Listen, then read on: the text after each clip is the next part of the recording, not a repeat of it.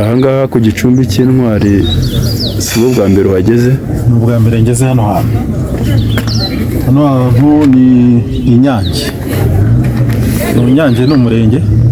Inyange ni umurenge umwe mu karere ka Ngororero. Ni umurenge umwe wo mu karere ka Ngororero, akarere k'Ubungubu, imbere ari ku Kibuye. Yego. Akaba ari mu kigo cy'ishuri cya Ecole Secondaire do Nyange. Yego. Ahangaha rero turi niho hari igicumbi cy'Ubunyarwanda.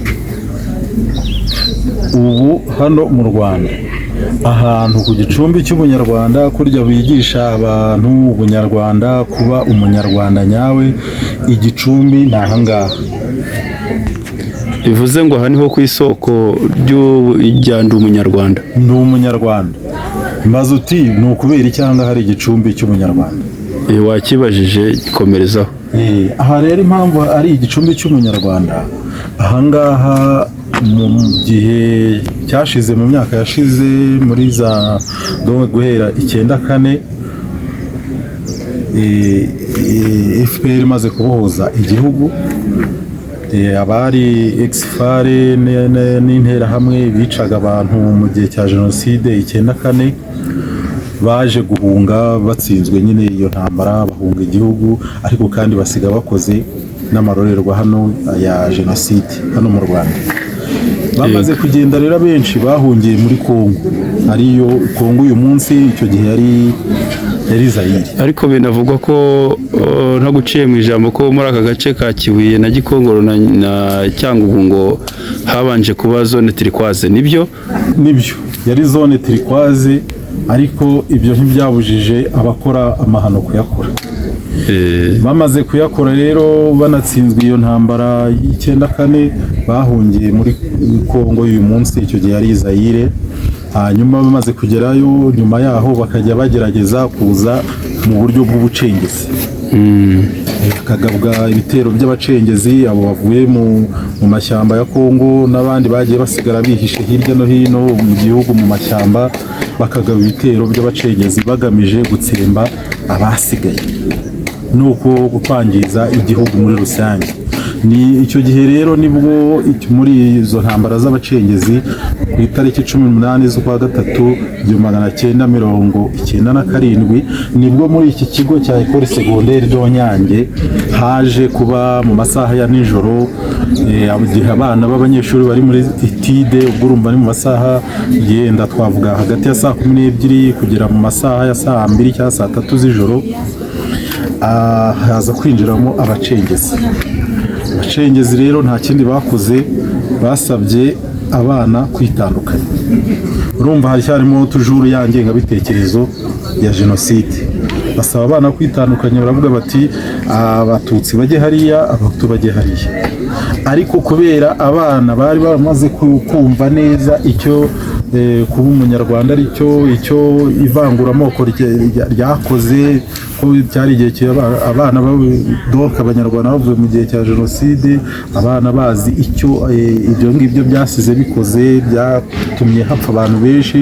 Abana banga kwitandukanya, baravuga bati twese turi abanyarwanda.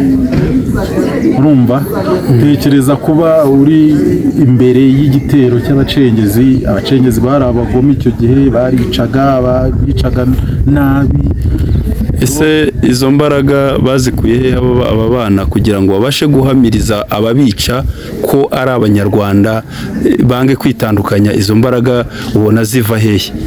Ntekereza ko abana, urumva, kuva 94 kugeza 97 mu kwezi kwa gatatu ubwo abacengezi babasangaga, urumva hari haciyeho imyaka 3 jenoside ibashe guhagarikwa na FPR Inkotanyi. Icyo gihe rero muri iyo myaka 3 abo bana bari muri segonderi, urumva bari mu myaka wavuga ko iri hagati ya 12 yenda na 20.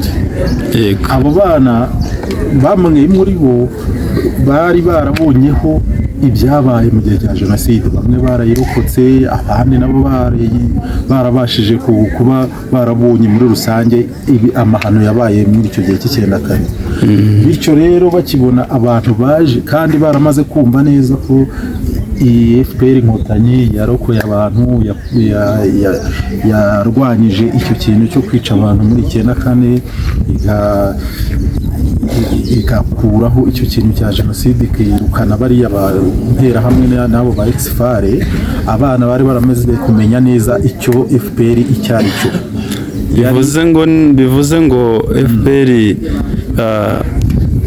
yabigishije neza, yabatoje neza, bafatiraho ubwo butwari babonye FPR yakoresheje ihagarika jenoside, babona ko ari igikorwa nabo bakwiriye gutangaho umusanzu, bemera no gutanga ubuzima bwabo. Yego nibyo bakibona ko FPR yitanze, igatanga abasore ba FPR n'inkumi, buri wese umuntu wese wabashije kuba ari kwifatanya na FPR, hariho ubwitange budasanzwe bwo kwemera bagapfira igihugu kugira ngo bakundi bakibohore kive mu icuraburindi ya ziriya nterahamwe ziriya nkoramabi zarimo zica abantu bazira akarengane, bazira uko baremwe, zitoteza abantu, igihugu zarakigize ibintu by'akajagari bidasobanutse. Babona rero uburyo bw'uko inkotanyi zitanze zikabohora igihugu, zikarokora abantu muri jenoside. Abo bana bamwe urumva bari bafite, wenda hari abarimo bafite ababyeyi babo wenda bazize jenoside, hari abari bafite abavandimwe babo wenda bazize jenoside. Muri abo bana inshuti zabo bayirokotse, bari bafite se inshuti zabo zatakaye, zapfuye muri icyo gihe cya jenoside, zishwe n'izo nterahamwe. Urumva ariko kandi FPR ikihagera itangira kwigisha abantu kuba ubumwe, ubunyarwanda, ubumwe n'ubwiyunge muri rusange. Noneho abo bana nabo icyo bakoze ni ukwishyira hamwe, baravuga atari umuntu ugarutse atubwira ibintu byo kuvuga ngo amoko, ibintu byo kuvuga ngo twitandukanye tujya impande ebyiri zitandukanye, uyu muntu agomba kuba atari umuntu wa FPR inkotanyi. Aho ngaho rero niho bahise bumva igitekerezo ubwo ngubwo kije cyo kumva ko ari interahamwe zigarutse, cyane ko hirya no hino humvikanaga ibintu by'ibitero by'abacengezi, bigakumirwa bagasubirayo abandi bakabica. Ariko bacyumva iryo jambo nabo ngira ngo niho hantu nyamukuru bamenyeye ko ibintu byahindutse, bitakiri bya bindi. Bahitamo kuvuga ngo nta kongera kwitandukanya, nta bintu byo kongera gutandukanya abanyarwanda, twese turi umwe. Bakimara rero kumva ko bagomba kwifatanya, bakavuga ko ari abanyarwanda, urumva ntibyari gushimisha umwanzi ari we abo bacengezi bari babinjiriye. Nta kindi cyakurikiye bazira kuba bifatanyije bakaba umunyarwanda, pana kwitandukanya mu buryo bujyanye n'amoko. Urakoze cyane. None se urabona aba bana twibuka ubutwari bwabo, byadufasha iki, byafasha iki urubyiruko, byasigira iki urubyiruko rw'ubu ngubu, rumwe rutabonyeho jenoside, natwe bakuru bitwigisha iki? Isomo ririmo ahangaha wakura kuri aba bana hano bemeye gupfa ariko bagapfa bazize ukuri, bakapfa bazize gukunda igihugu no gukunda kuba ari abanyarwanda, batagishaka ibintu by'ivanguramoko. Nuko ari umwana uvutse umwana wavutse nyuma agasanga ibi byarabaye, ari umukuru wari uhari.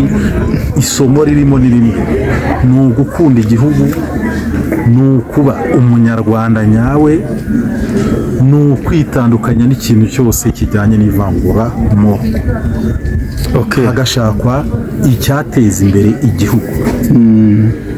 Mu ncamake numva ari uko nabigusobanurira. Biravuze ngo twese tubumbire hamwe, dutahirize umugozi umwe, dukunde igihugu cyacu kimwe mu mbaraga zacu zose, kabone n'ubwo twagipfira. Yego, ubumwe, ubwiyunge, ukunda igihugu no kucyitangira urakoze cyane uko byagenda kose. rero igiciro cyose byasaba buri munyarwanda agomba kuba muri uwo murongo, gukunda igihugu, ku bumwe n'ubwiyunge no kwitangira igihugu kabone niyo wagipfira, ariko ugapfa urwanira igihugu cyawe, urwanira amahoro y'igihugu cyawe n'abanyarwanda. Urakoze cyane, icyo nicyo gikwiriye kuturanga no kuranga abanyarwanda bose. Apana kwikunda ngo wumve yuko ubuzima bwawe bwaba buhenze kurusha igihugu. Nuko rero dore rero nahanga ku gicumbi cy'umunyarwanda, abana bazize agaherere bashyinguye hariya. Aha ni mu kigo muri rusange, hano mu kigo